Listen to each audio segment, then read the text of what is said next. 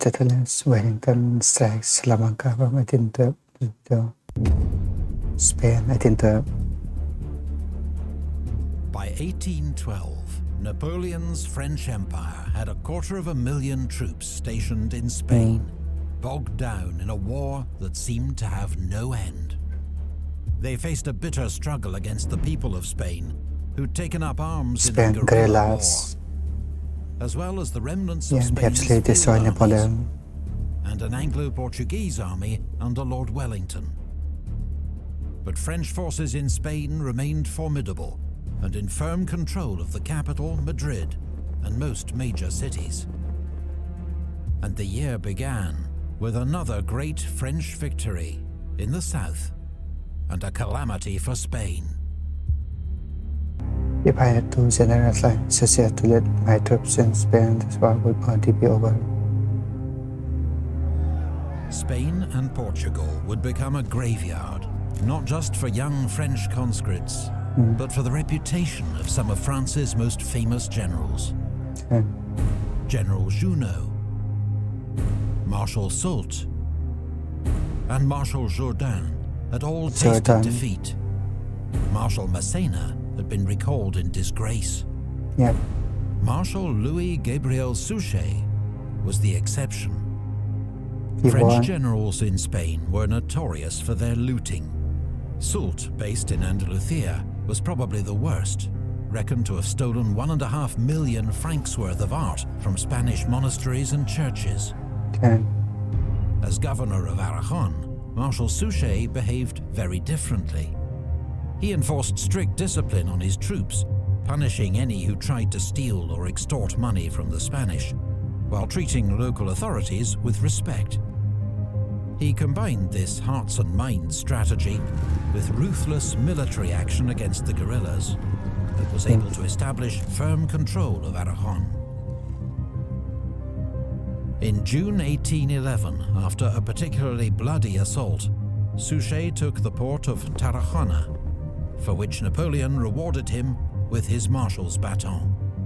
The emperor then sent him reinforcements and ordered him to take Valencia.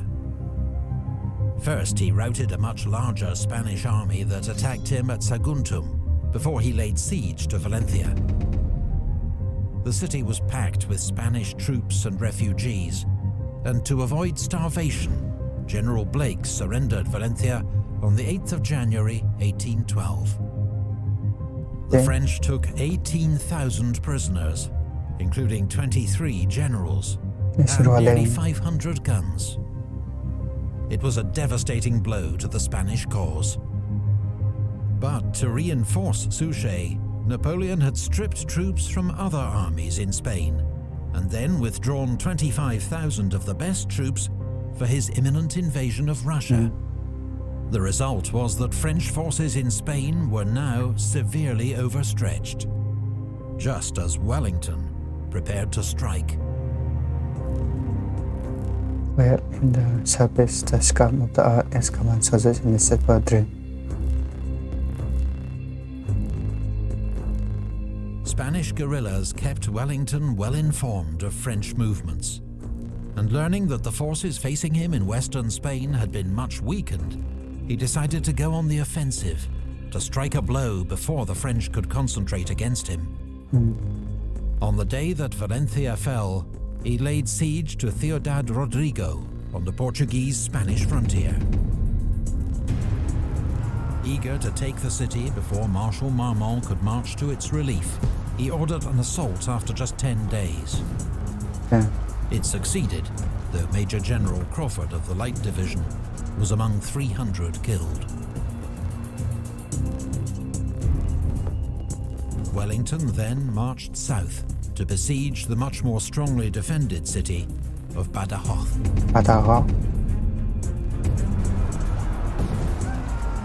An assault was made on the night of the 6th of April. The first wave attacking the main breach were slaughtered. But what was supposed to be a diversionary attack on the city's castle with scaling ladders succeeded, and the city soon fell. The storming of Badajoz cost the British 3,700 casualties.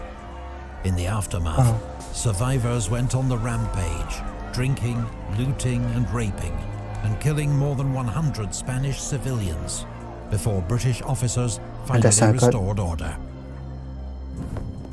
Wellington had secured the two main routes between Spain and Portugal. Now he sent his most reliable subordinate, General Hill, with a small Anglo-Portuguese force to destroy the bridge over the Tagus at Almaraz. This was a vital link between Marmont's army of Portugal and Soult's army of the south, as the next usable bridge was at Toledo, 90 miles east. Yeah, it's far apart. The bridge was well guarded by forts and redoubts, but Hill led a swift and daring assault. The French defences were taken by surprise.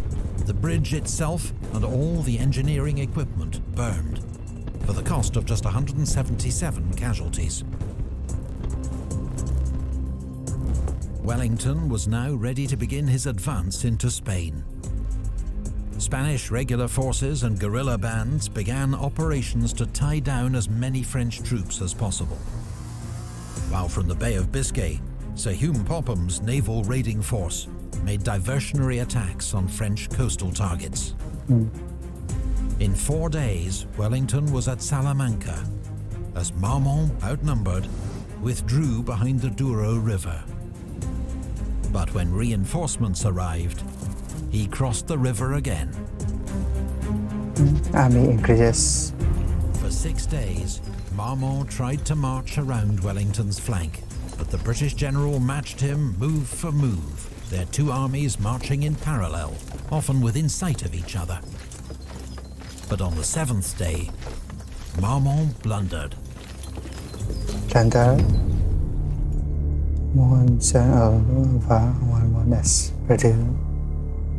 Wellington was in Alaba, in Spanish lands and Opsa. On the morning of the 22nd of July, Wellington's army occupied high ground 4 miles south of Salamanca. Marmont was not interested in a direct assault. He still sought to outflank Wellington, threaten his line of retreat to Portugal, and force him to fall back. Around 8 a.m., the French won a dash for a hill known as the Greater Arapil, which Marmont made his observation point. The French army began to swing round behind him. Marmont had convinced himself that Wellington was an overly cautious general who would not risk attack. The hills hid most of Wellington's army from view. And when Marmont saw dust clouds to the west, he assumed it was Wellington's baggage train leaving Salamanca, beginning their retreat. But it was the British 3rd Division and a Portuguese cavalry brigade moving up to strengthen Wellington's flank. Because he wasn't planning a retreat, he was about to attack.